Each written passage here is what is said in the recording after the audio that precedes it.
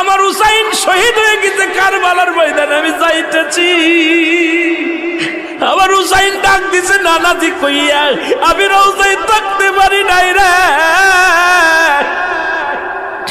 আমি হুসাইনের দেখার জন্য নবীজি রওজা থেকে উঠা গেছি।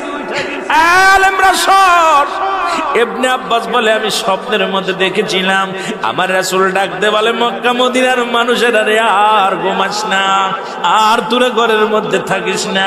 আমি নবীর রওজায় ঘুমাইতে পারি নাই, কান্না সহ্য করতে পারি নাই। ওদিন আমিও ফাতেমার নদীও না আমি সহ্য করতে পারি নাই। আমার হুসাইন যখন ডাক দিয়েছিল না নাজিয়া মুহাম্মাদ